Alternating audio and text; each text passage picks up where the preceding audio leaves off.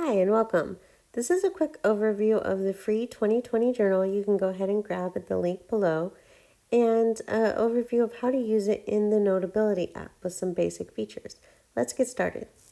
Once you open Notability, this will be the default screen. You can add a new category to the left by clicking on the plus sign and choosing Create Subject. Go ahead and type whatever you want in here. You can then change the color of the icon by clicking on the wrench and choosing whatever subject color you want. Another cool feature about Notability is that you can change the background color through themes. So you have light, very dark, dark, or whatever color you want if you want to purchase more. For this example, I'll just go with white. Next, you'll want to import your journal. In the upper right-hand corner, there's a square with a down arrow. Go ahead and click on that and choose Import Files, and then choose the file that you want. Go ahead and create New Note in the blue button, and it'll automatically load the file title, subject, and ask which pages you want. Go ahead and just choose the default and click Import, and then it'll automatically open the new file for you. Once the journal is imported, you'll be able to scroll the right-hand side to see all of the pages within the journal. You can also scroll on the journal itself, going up or down to see pages in sequential order. You cannot scroll right to left like you can with GoodNotes. You can remove the right-hand sidebar by double-clicking on the paper icon in the upper right-hand corner, or bring it back easily by clicking on the paper icon again. You can do this to add more room or easily navigate between items. You can navigate easily by clicking Notes, which will take you to any notes you've created, bookmarks, or just view all pages. I'm going to go ahead and bookmark Index in this next section as an example. This is the Index section of the journal that I've created for you. It allows you to add any kind of page that's important to you, which may not have already been added to the journal itself. You can click on the boxes to be taken directly to a blank page where you can create whatever you want that is important to your journaling goals. You can get back to the index easily by clicking back on the favorites and going back to index.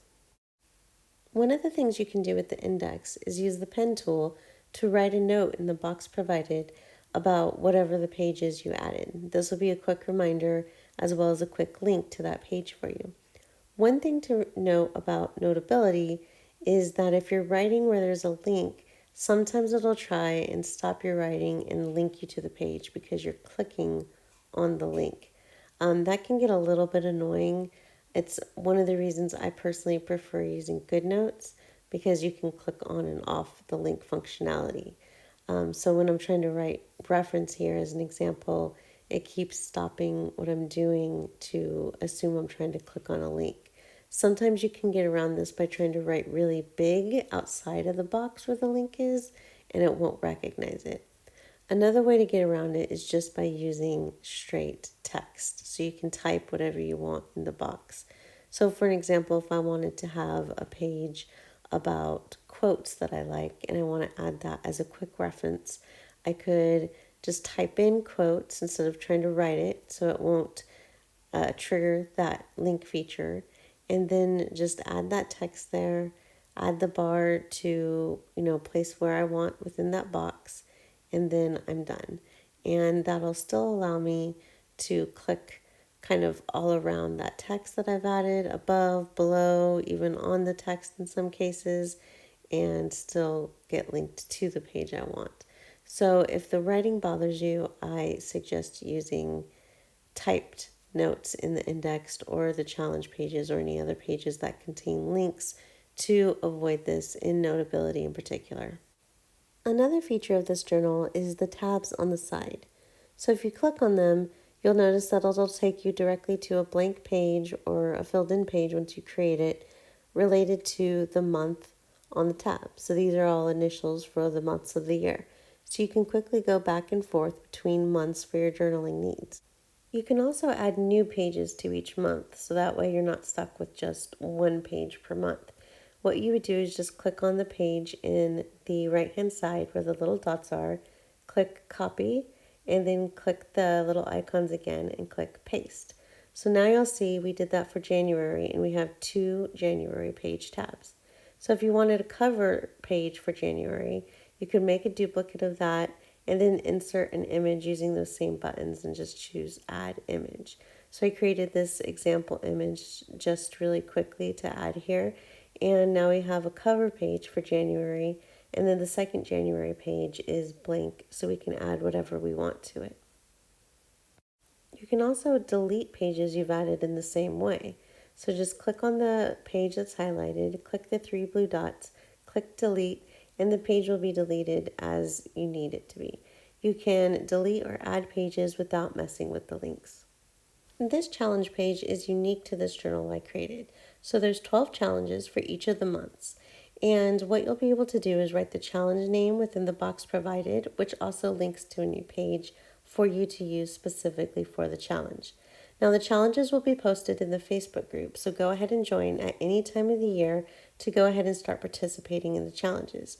These challenges are designed to introduce you to the habit of journaling, introduce you to practicing various layouts to decide what's best for you and your journaling style, and to help you gain insights into what you may want to journal about. So it'll help improve maybe your physical fitness or mental clarity. So all of these will really be designed for you specifically. And then I just want to go over a couple tips and tricks before I wrap up. So the index page, you'll notice, is already a little wonky looking because I tried to write in the link box. You can go ahead and erase any text that you've added by clicking the eraser and then just using that to draw over the text. What you'll notice at first when you start drawing over the text is that it may look as though you're actually erasing the background art on the page. But actually you're not. You'll notice that once you lift up your pencil and you're no longer actually erasing any of the items you've added, the background text will reappear. So one of the things to note with actual typed in text is that you aren't able to delete that like you normally would with an eraser. You'll actually have to use the text functionality to delete it. If you try and erase over it, it'll look like you're erasing it and then it'll just come right back. So to do that, just click on the text icon in the upper area next to the pencil, and that'll highlight the text that you want to remove. And then go ahead and click the text box and click delete or cut, just whatever you want to remove the text, and then you have a blank page again. And then another feature of the journal I want to go over is back on the index page at the bottom, you'll notice 3 circles that I'm highlighting here. One will take you to a blank page, one will take you to a grid page, and one will take you to a bullet page. So if you click on that, for example, the grid page, this is a new grid page you could use. You could scroll up to view the bullet journal page. Let's say you wanted to add a bullet page to a particular month, so you don't want to work with the blank page that you duplicated for January.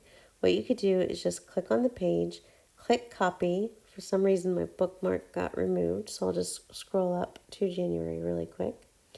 Then go ahead and click on January, click the paste option, and then that'll just paste in the bullet page for you right after January. So you have a new page you can use there. You can add multiple bullet pages, multiple grid pages, a combination of all 3 types of pages, or whatever really suits your needs.